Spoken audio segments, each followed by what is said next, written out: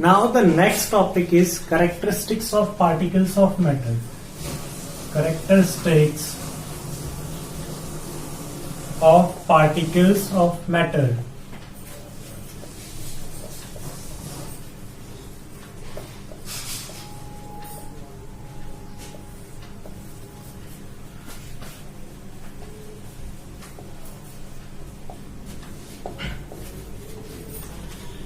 There are four important characteristics of particles of matter. Those characteristics are: first, the particles of matter are very small. The particles of matter are very small. Very small.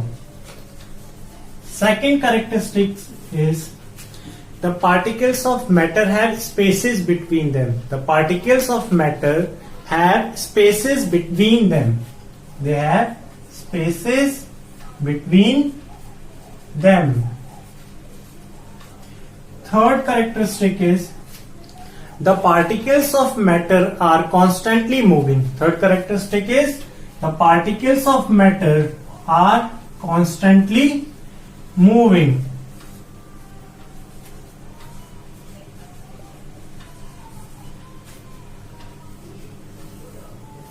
Now the fourth characteristic is the particles of matter attract each other. Fourth characteristic is the particles of matter attract each other. Attract each other. Now we will discuss these characteristics in detail one by one. Now let us study the first characteristics of particles of matter. First characteristic is the particles of matter are very small. For this we need 2-3 crystals of potassium permanganate. What we need? 2-3 crystals of potassium permanganate. Crystals of potassium permanganate.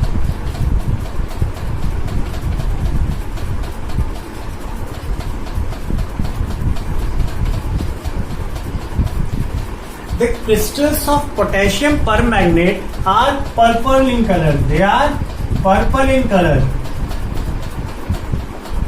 Along with the 2-3 crystals of potassium permanganate, we need water. We need water and some beakers.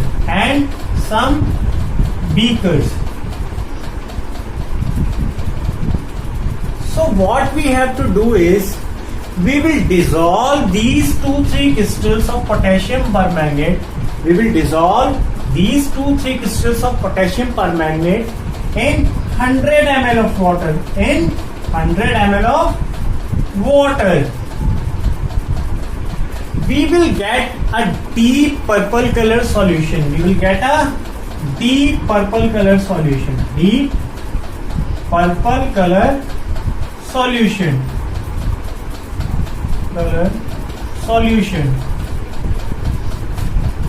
Now the next step is we have to take 10 ml of solution. We have to take 10 ml of solution.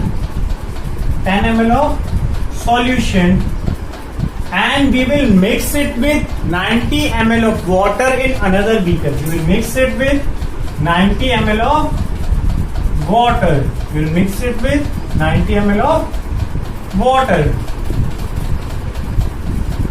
So the color of the solution will become slightly lighter. The color of the solution will become slightly lighter.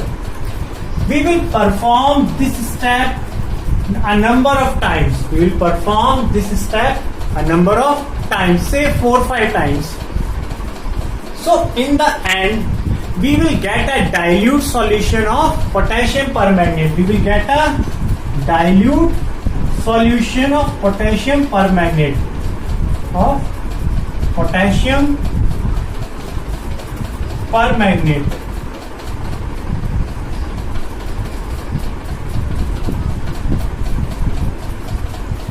But still the solution will be colored. It will have a light pink color. It will have a light pink color. light pink color. As we can see in this given picture also, earlier the color of the solution was deep purple, but at the end we get a very light pink color solution, very light pink color solution. So this experiment proves that, this experiment shows that the 2-3 crystals of potassium permanganate, 2-3 crystals of potassium permanganate can give color to a large volume of water, can give color to a large volume of water. So it can be concluded that each crystal of potassium permanganate, must be made up of millions of particles. It must be made up of millions of particles.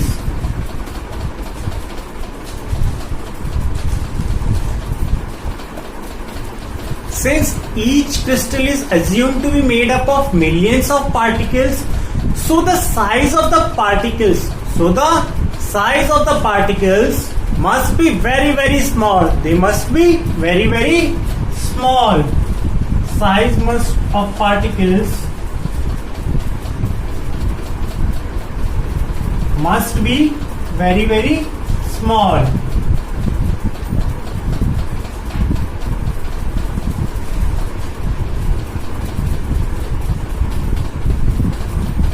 So this experiment shows that the size of the particles is very, very small. What we did is, we took 2-3 crystals of potassium permanganate. Which are purple in color. We dissolved those crystals in 100 ml of water. We got a deep purple solution. We got a solution with having a deep purple color. Then we took 10 ml of that solution. And mixed it with 90 ml of water. The color of the solution became slightly lighter. And we repeated this step a number of times. So at the end, we got a solution which is having a very light pink color, solution. But the solution was still colored. So this shows that 2-3 crystals of potassium permanganate can give color to a large volume of water. So from that it can be concluded that each crystal of potassium permanganate